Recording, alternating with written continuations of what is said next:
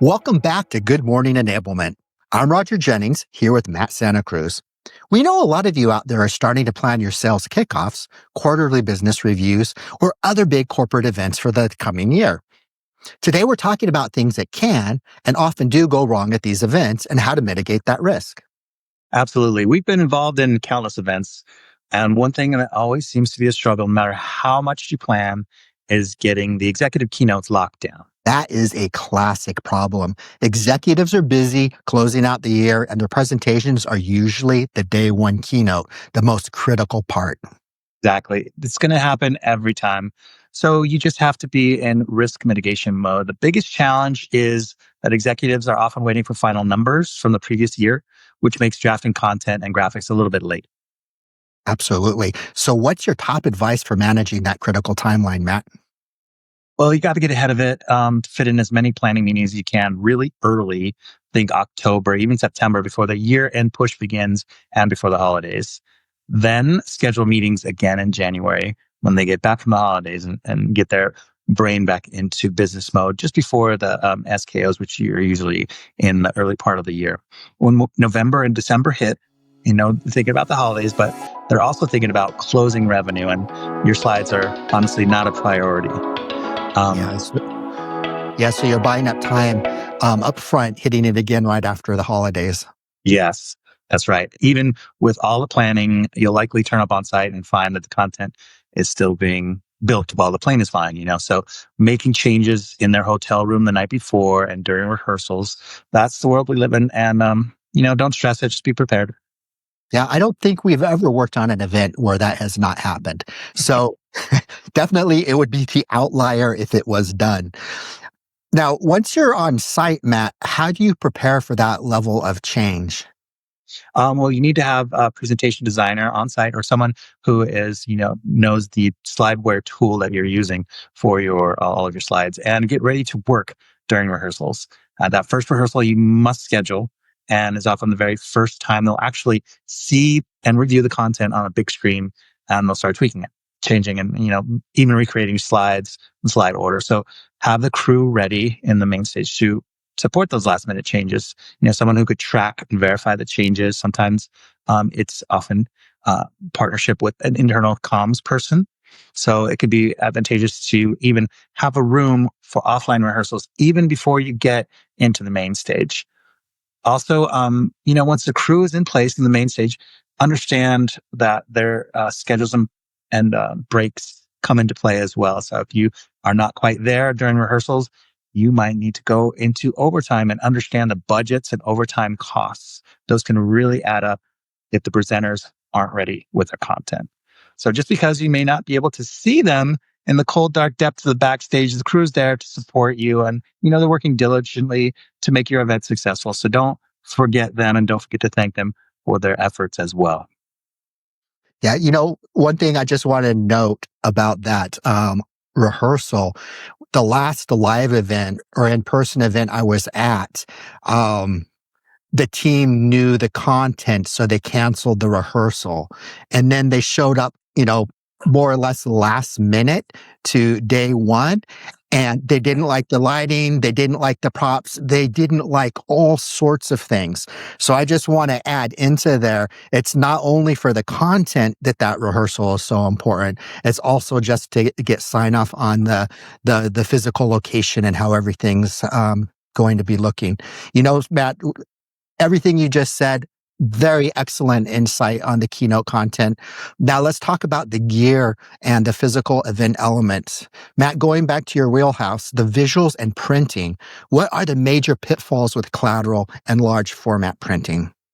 Well, even though we're living in a digital world, printing is a huge deal because that's your visual presence of your event. You have booths, you have signage, you have directional signage. Your signs, banners, and collateral. If they're wrong, or if they're late, or if the sign is broken, it really impacts the attendee experience. So the first thing is to get a relationship with your print vendor. When you do a site review at the venue, you should be talking with your print rep or a local printer, confirming your existing large format vendor can handle the job and logistics when you are there on site during the event timeline. So I'll give you three things that you need to understand with the printing turnaround time. How long is it going to take to get that large sign printed and installed? More importantly, how long will a reprint take if there's a mistake or if it gets broken in transit or scraped up or the quality just isn't up to par?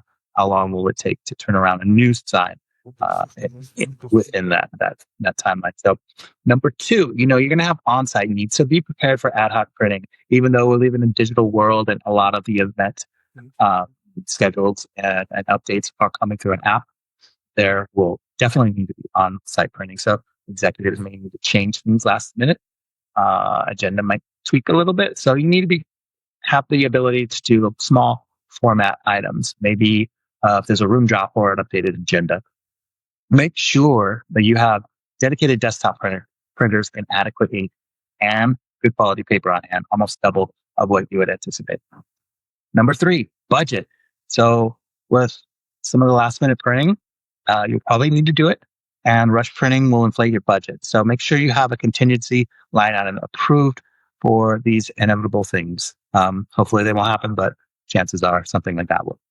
Yep. Once again, solid advice, my friend. Now let's talk about the gear that captures it all, the video and production equipment.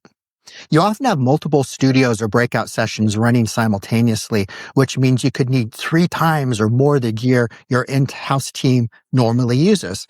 And that requires rental houses, and a lot can go wrong there. Like equipment that doesn't show up or shows up broken or Yep. could be the wrong Yep. item. That could be a nightmare. So, Roger, how do you guard against things like that? Yeah. All of those things have happened to me at least one time or another. So my rule of thumb is you need to get the gear to the venue at least 2 days in advance of the start of the event. There's often pushback on the budget for early shipping and extra travel day, but it's really non-negotiable for risk mitigation. If you schedule it so that your gear arrives 1 day early, which is probably when you're flying in, and that gear is broken, there's not going to be enough time to overnight a replacement in time for the day one start. You know, as all of us use online ordering, how often has your 8 a.m. Amazon delivery appeared by 8 p.m. or the next day even? You need to allocate enough time for things to arrive, just in case there is a shipping delay.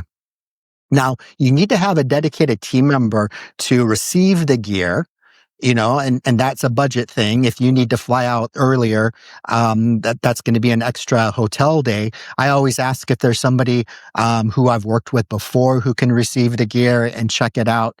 But really, it has arrived. Now you need to make sure it is all there and it is all accounted for. And you need to inspect and test it. You need to make sure that every item, lenses, cables, cameras, lights, you got to make sure that it's in working condition. I've had lights show up that don't work. And what are you going to do for your video? Specifically, in my case, it was a strobe because we were taking portraits of the employees. And if there's no light, there's no portraits.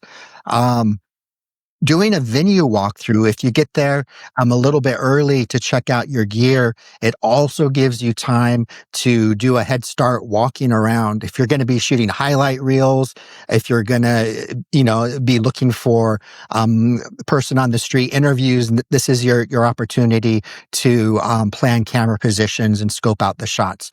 So if you need to justify getting there early, in addition to vetting the gear, these are actual tasks that should be done. And, you can take photos and send them to your manager or sign off person in advance. And it just helps move the whole thing, along. So all of these suggestions solve the 3 biggest problems: late arrival, broken equipment, and incorrect shipments. It really makes your entire week run smoother. So if you can anticipate renting things, which I know a lot of in-house teams do not have the equipment for large events. So there will be some rentals Right. that will need to be done. So how do you go about selecting a rental house, and who is in charge of that decision and that relationship? Yep. At least in all the roles or jobs I've been the person who has selected the rental house. Now, full disclosure, and this is not a paid ad, my go-to vendor is usually lensrentals.com.